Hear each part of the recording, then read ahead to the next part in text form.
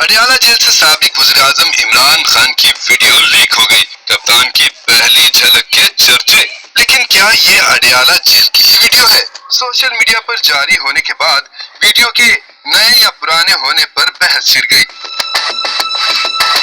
नाजरीन, social media पर इमरान खान की वीडियो खूब वायरल हो रही है, जो कहा जा रहा है कि अडियाला जेल से मुबैना तौर पर किसी सहाफी की जानिब से चोरी छुपे बनाई गई है। एक पीटीआई के डाई हार्ड फैन ट्विटर सारिफ की जानिब से ये वीडियो पोस्ट की गई है, जिसके कैप्शन में लिखा गया है, मुर्शद का दीदार।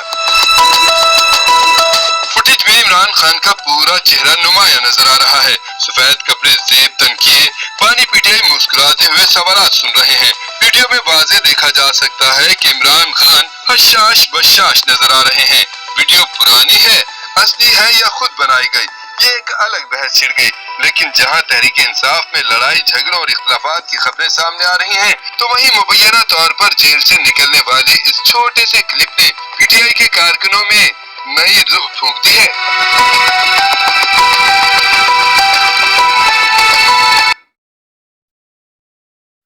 बिस्मिल्लाहिर्रहमानिर्रहीम। वीडियो जाली है या असली है, ये एक अलग बात है, लेकिन मैंडेट जाली है या असली है, ये अहमियत की बात है।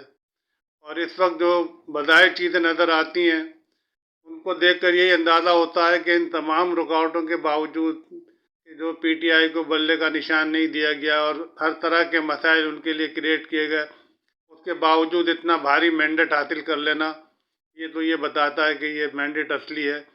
और असली मैंडेट बहरहाल अपना एक वज़न ज़रूर रखता है, चाहे हम अपनी पसंद करें इस बात को या ना करें, लेकिन रियलिटी एक अपनी जगह अलग चीज़ होती है।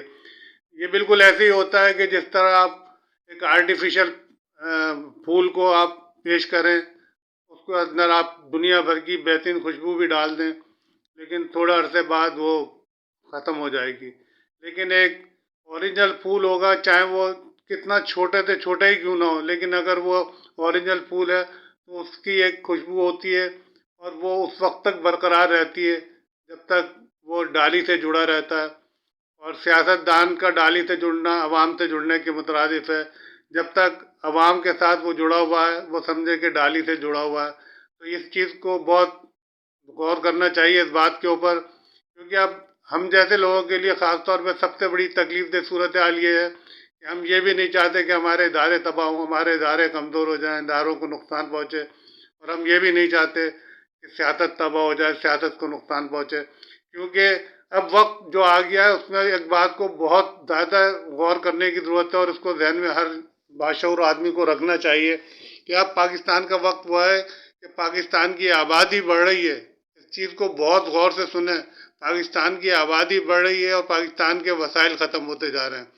आज तक हम जितनी भी गलतियां करते रहे, जितनी भी गलत फैसले किए हमने, वो शायद इस वजह से एडजस्ट हो गए कि हमारे वसाइल फिर भी इस काबिल थे कि हमने उसको एकोमोडेट कर लिया, उन गलतियों को, बावजूद गलत फैसलों के। लेकिन अब हर गुजरता दिन पाकिस्तान को, पाकिस्तान की मईशत को, पाकिस्तान के इदारों को ख़ास तौर पे बहुत ज़्यादा नुकसान पहुंचा रहा है, बहुत ज़्यादा, जिसको गौर करना चाहिए।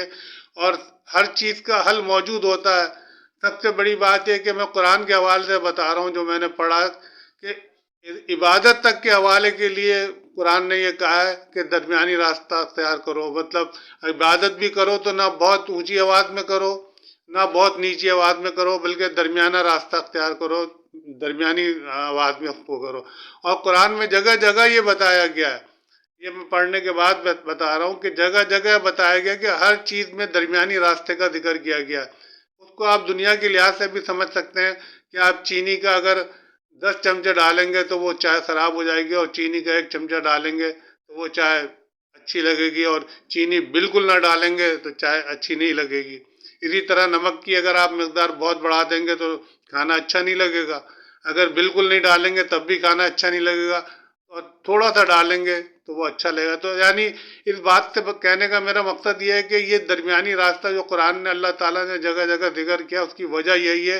ये मैं दुनियावी लिहाज से बता रहा हूँ कि आप इसको प्रैक्टिकल एक्सपीरियंस कर सकते हैं कि इंसान अगर नमक ना डाले और चीनी ना डाले, और या चीनी ज़्यादा कर दे या नमक ज़्यादा कर दे, तो फिर वो उस खाने का जायका, उस खाने का मज़ा महसूस कर सकता है। इस बात पे इंसान अपनी साइकोलॉजी के मुताबिक, अपनी नफ्सियात के मुताबिक गौर करना चाहिए। हमें कोशिश ये करना चाहिए कि हम मसाइल में उलझने के बजाय मसाइल का हल तलाश करें, और सबसे अच्छा मसाइल का हल यही है कि हम दरमियानी रास्ता निकालें। हम बजाय इसके कि सियासतदानों से उलझें, इदारों को भी नुकसान पहुँचे जो नहीं पहुँचना चाहिए। मैं इसके सख्त खिलाफ हूँ, क्योंकि अगर इदारे कमज़ोर होंगे तो मुल्क भी कमज़ोर होना। तो कोशिश करना चाहिए कि एक बीच का रास्ता इख्तियार करें। जैसे मैं जनरल लोधी साहब का सुन रहा था, जनरल लोधी साहब ने भी बड़ी माकूल बात कही कि इस आग के अंदर हाथ डाला जाएगा तो सिवाय जलने के कुछ नहीं होगा। मैं समझता हूँ इससे ज़्यादा समझदारी की बात कुछ हो नहीं सकती। सबसे अच्छा रास्ता यह है कि आग को बुझाने की कोशिश की जाए, बजाय इसके कि आग को भड़काया जाए। बहुत से लोग तो इस उम्मीद पे जी रहे हैं, सियासत भी कर रहे हैं कि जितनी आग भड़केगी फ़ायदा शायद उनका होगा।